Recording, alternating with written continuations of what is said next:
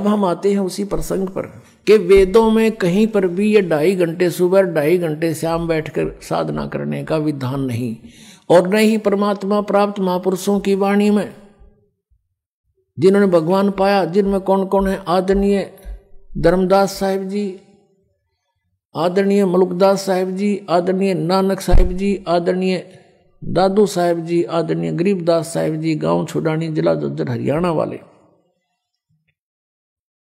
और आदरणीय घीसा दास साहिब जी, गांव खेकड़ा, जिला मेरठ वाले, उत्तर प्रदेश वाले। इन महापुरुषों की वाणी, इनकी क्रियाएं, इनका जीवन देखिएगा आप। ये सभी काम करते थे, गृहस्थी थे, बाल बच्चेदार थे, अपना जो भी जिसका जैसा व्यवसाय था उस काम के करते करते भक्ति किया करते थे, और वैसा ही विधान वो बताकर हमें चले गए। हम अब उसी प्रसंग पर आते हैं। 7वें अध्याय के 18वें श्लोक में जो गीता ज्ञानदाता कहता है कि मेरी साधना करने वाले जो मेरी भक्ति करते हैं वो मेरे वाली ही अनुत्तम गति में सचित है, इसी में रह गई है, पार नहीं हुए। तो ये चुनक ऋषि था, इसने वेदों को पढ़ा और ब्रह्मा जी या अन्य ऋषियों से कुछ ज्ञान जो इसने ग्रहण किया, उससे तो हठ योग और ओम नाम का जाप, ये वेदों अनुसार ब्रह्म का काल की पूजा कर ली। तो इन दोनों को करते हुए ये क्या करते हैं? पहले बैठते हैं, ओम नाम का जाप शुरू करते हैं, उच्चारण करते करते फिर धीरे धीरे ये अंतर्मुखी होने लग जाते हैं, हठ योग करते रहते हैं। साथ में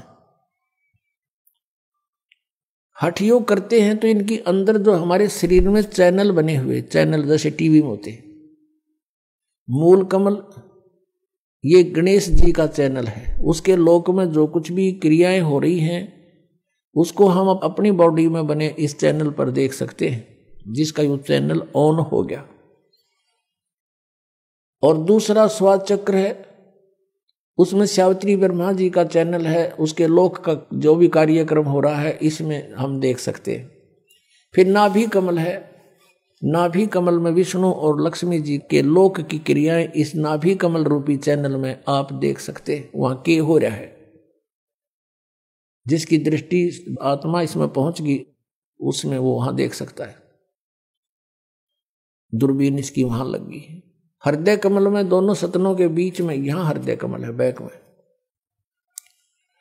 रीढ़ की हड्डी के अंदर की तरफ, बैकबोन के अंदर की तरफ।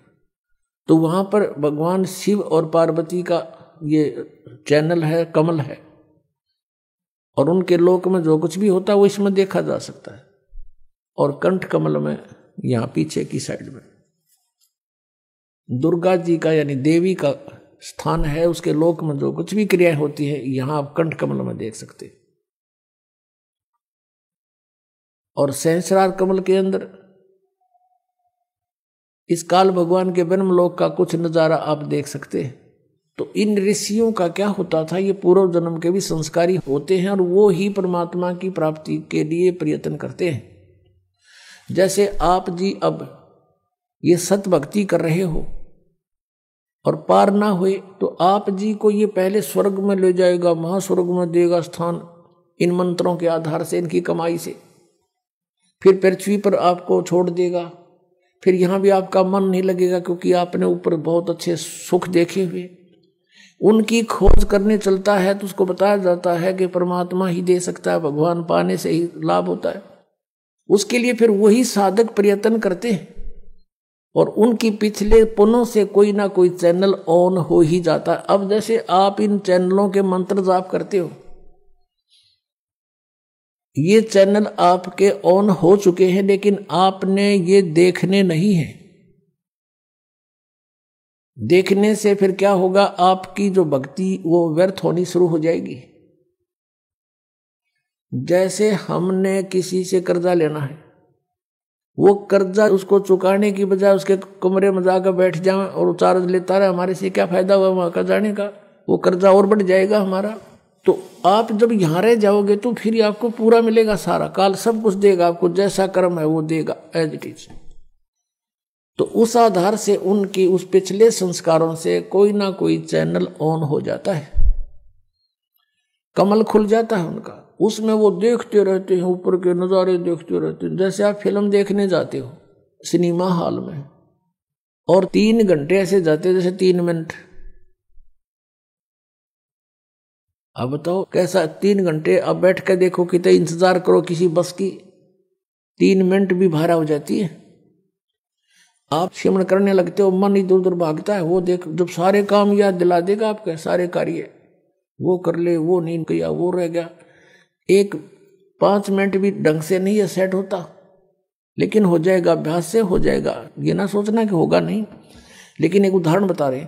और फिर ये ऐसे बैठकर 1000 वर्ष कैसे बैठा दे इनको, 100 वर्ष बैठे रहिए, तो वो ऐसे बैठते थे।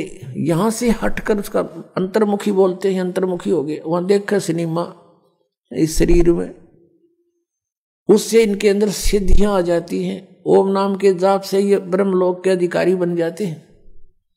और यहाँ का विधान है इस भगवान काल के लोक का, कि जैसे कर्म कोई करेगा वैसा ही फल मिलेगा, पुण्य भी मिलेंगे, पाप भी मिलेंगे, दोनों आपको भोगने पड़ेंगे, इसमें कोई परिवर्तन नहीं हो सकता। केवल परम अक्षर ब्रह्म पूर्ण परमात्मा सत्य पुरुष कबीर साहिब की सत भक्ति सतनाम से करके 2 अक्षर के नाम तक हम अपने पापों का नाश कर सकते हैं, और वो परमात्मा हमारे प्रारब्ध के सब बैड अकाउंट को नाश करके नया लिख देता है।